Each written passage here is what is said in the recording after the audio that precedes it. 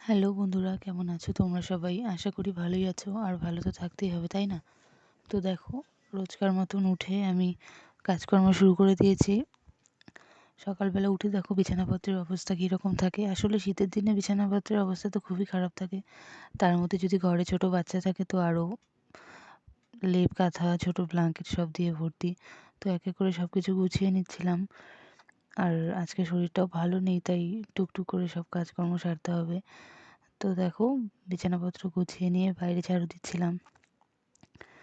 আসলে বাইরে ঝাড়ু দিয়ে তারপর ঘরে ঝাড়ু দেবো। আর দেখো, বাইরে ঝাড়ু দিচ্ছিলাম ঠিকই, কিন্তু আজকে কাজ করছি ঠিকই, কিন্তু কোনো কাজে এনার্জি পাচ্ছি না। একদম শরীরটা ভালো নেই, কাজ করার ইচ্ছেও নেই, কিন্তু করতেই হবে, তাই মনের জোরে করে চলেছি।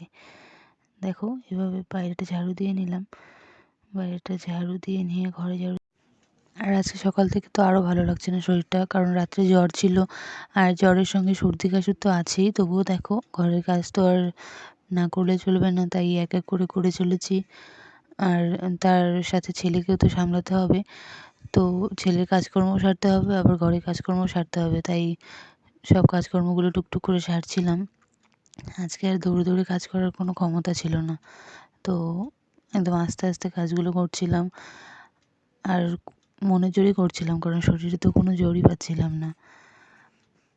তো দেখো, ছেলের জন্য খাবার বানিয়ে নিচ্ছিলাম আর কি। ওদিকে বাইরে কাজকর্ম সেরে এসে তারপর রান্নাঘরে ঢুকলাম। রান্নাঘরে ঢুকে ছেলের জন্য খাবার বসালাম। ছেলের জন্য খাবার বসিয়ে দিয়ে তারপর সবজি কাটলাম। সবজি টবজি কেটে উনুনেই রান্না করব। আর এই শীতে আমি প্রায় বেশিরভাগ দিন উনুনেই রান্না করছি, কারণ যদি উনুনে রান্নাটা করি তাহলে ছেলেকে বিছানা করে শুইয়ে দিই মাটিতে, আর ওখানে রোদ্র তাপানো হয়, এদিকে আমার রান্নাও হয়ে যায়।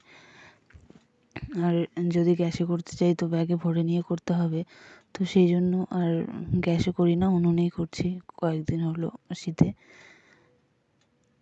আসলে গ্যাসের সামনে ব্যাগে ভরে নিয়ে রান্না করতে তো ভয় লাগে, তাই না? ছোটো বাচ্চা যেহেতু, তো উঠোনে বিছানা করে ওকে শুইয়ে দিয়ে তারপর কাজকর্মগুলো করি।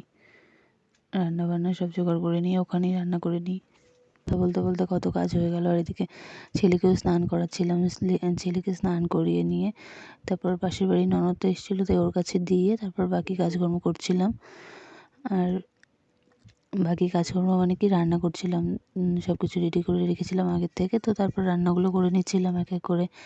আর যেহেতু আজকে শরীরটা ভালো নেই, তাই বেশি কিছু করলাম না। তবুও ফুলকপি আলু দিয়ে মটরশুঁটি দিয়ে তরকারি, ডাল, মাছ ভাজা, ডিম ভাজা এগুলো করলাম। করে স্নান সেরে এসে ছেলেকে নিয়ে বসেছিলাম। আসলে আজকে আর কি বলবো, কোনো এনার্জি পাচ্ছি না শরীরে। তারপর বিকালে একটু ঘুমাচ্ছিলাম। তারপর দেখো, সন্ধ্যাবেলা রোজকার মতো উঠে সন্ধ্যাবাতি দিয়ে তারপর চলে গেছিলাম চা বানাতে। দেখো, এদিকে চা হয়ে গেছে, এবার আমি চা খাবো। তো তোমাদের আমার ভিডিওগুলো কেমন লাগছে অবশ্যই জানাবে। আর যারা নতুন দেখছো আমার ভিডিও, তারা প্লিজ সাবস্ক্রাইব করে পাশে থেকো। দেখা হচ্ছে পরের ভিডিওতে। টাটা।